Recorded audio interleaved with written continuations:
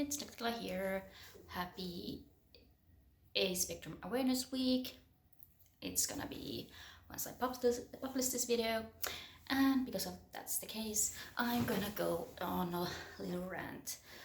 My background is different than usual because I'm at a hostel room. Also, my lighting is very different because I have a little light just under here that makes me look like I'm dead, but whatever. So anyway, I've been doing this thing called Helsinki trip, which I went to Helsinki and then Tallinn, and now I spent another day in Helsinki, and tomorrow I'm going home. And when I do these trips, it's usually to buy books, and I did have a very good haul this time. I'm happy with it, but it also means I'm gonna go through like at least 3 very different very big bookstores with lots of titles in English, and also I will go to this place that sells a lot of manga. So I go through all these titles, and as always, it makes me very, very annoyed by how many of those titles are gonna be like something that could be potentially used for a romantic book, but instead they are just used as the starting point for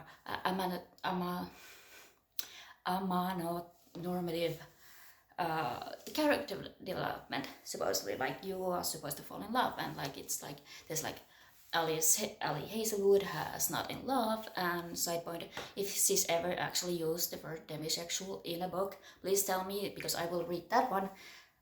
But I don't think she actually ever uses the term.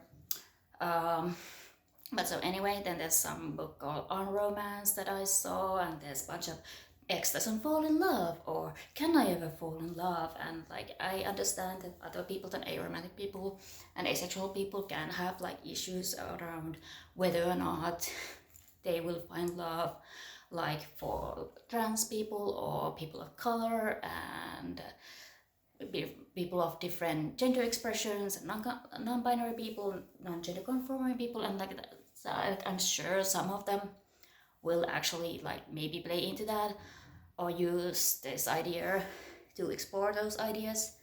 But a lot of time it's just supposed to be the starting point for character development of like this person doesn't fall in love. Let's see they do that, or that these 2 people are hooking up but they're not in love, because of course they will be by the end of the book. And I know that lots of romance books, romance movies also have this thing.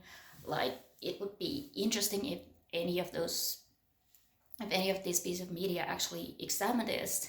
Like sometimes like I have this series of asexual in film. I don't know whether I'm gonna do anything for an entry for that because like I have technical issues,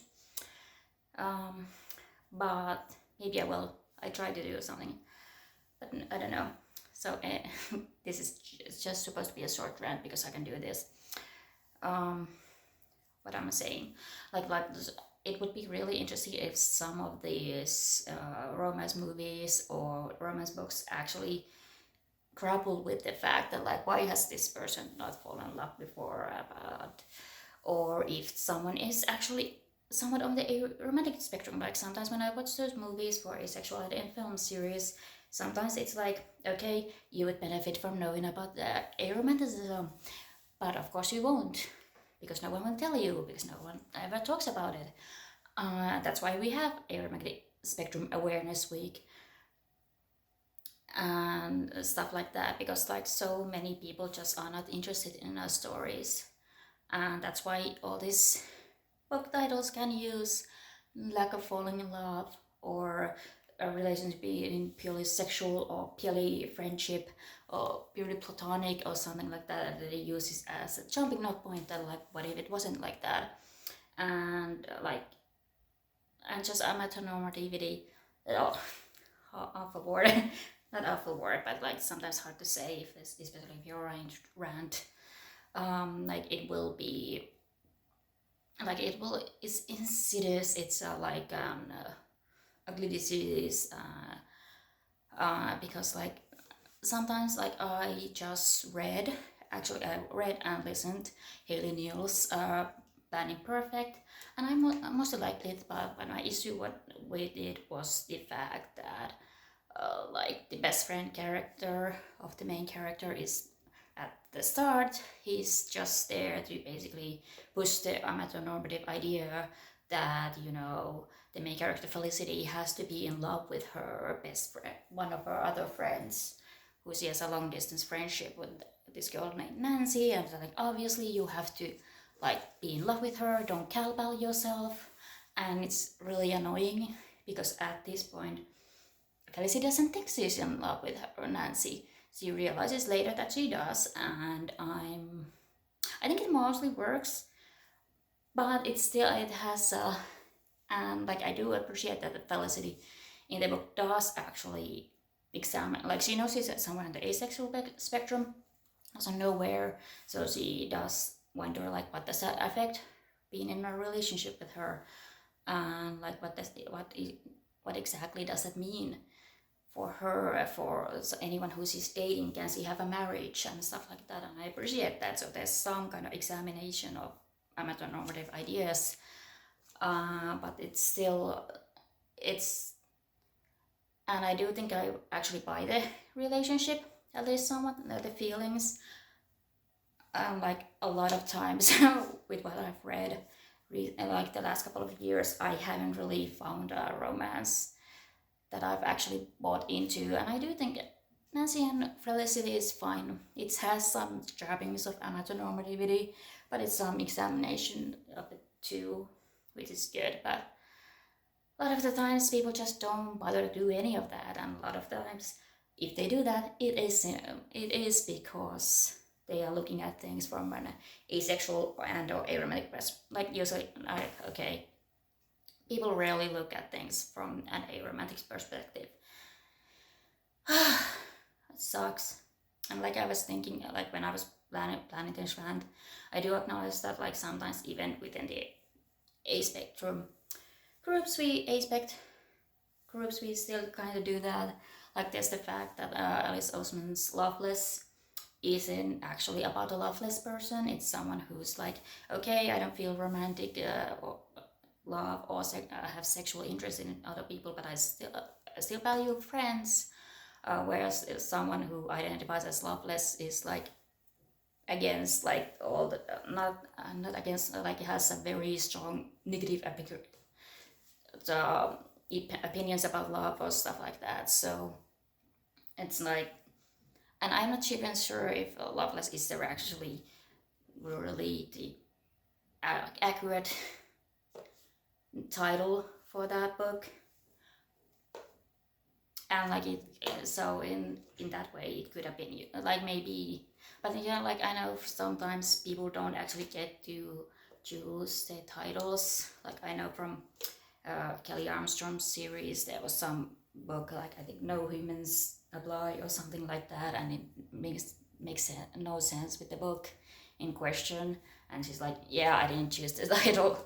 So I guess that's possible. And like Loveless is like, it's a striking title, and like, but like it was a striking title in 2020, now it's 2025, and like people are, like I said, people keep using the idea that, oh, these two people aren't in love, except they are, or like this isn't a romance, this is an unromance, but no, it will probably turn out to be an actual normal romance by the end of it. Or that these two are fake dating, which will turn into real dating, which is like I have so rarely seen actually people do fake dating properly, and like in movies or in books. Usually it's just like, I don't know, like only fan fiction really does fake dating well. I feel like Single All the Way should have been an aromantic title. Like that is supposed to, it's sold on, oh, there's fake dating, but no, there's no fake dating. There's just date this other guy, or and then, oh, their friendship was romantic after all, stuff like that. And I had something else, maybe, I don't know. So like it's just annoying when you are hoping to run into something aromantic in the wild, like randomly in the wild, and you never do, because every time you see something that should sound like something that's for you, it's not actually you. It's about how people aren't like you, or how your experience isn't worth telling, because like your experience is wrong, or it's not ever like, yes, I'm demi romantic, it would be not like you. And like, I don't know, this is also because like I have read so much bad, frankly bad demisexual rap recently, where like it's like demisexual and demi-romantic, those are the identities that like in fandom people use those identities because like, oh, I'm representing the asexual spectrum or the aromantic spectrum, but really they don't want to actually work for it. And I feel like that's kind of a thing in publishing, but they don't even do it. They are not even actually doing that.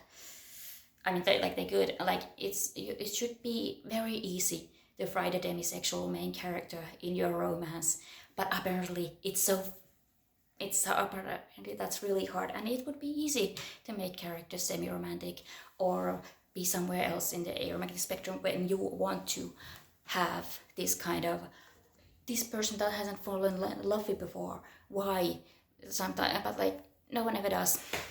I don't know if I'm wrong about some of the books, and if something is actually, and like, you know, mangas, I just saw this, like, I married my best friend, and it's like, is it gonna turn romantic at some point? It is. And like this, everything always turns out romantic and not in an aromantic way, and I wish sometimes it did. So happy aromantic awareness week. Yeah, I've had technical issues, so this is my first video for this year, but my goal for this year is to have one new follower. I don't know what I have to do to get that one new follower, but I hope I will. So I still have plenty of movies to do for asexuality in film, and I have wanted that I might try to do for Arrow Week, but I don't know if I can. Let's see. Maybe I will do it later at some point. But yeah, I don't know how often I can publish because, again, technical issues. I need to get a new phone, possibly. But yeah, happy Ace awareness. Sorry, happy aromantic spectrum week. Hope you survived Valentine's Day, which and I will, like I should always tell you, in Finland it's known as a friendship day. Day of friendship, so celebrate your friend. I hope you celebrated your friends too. So, bye!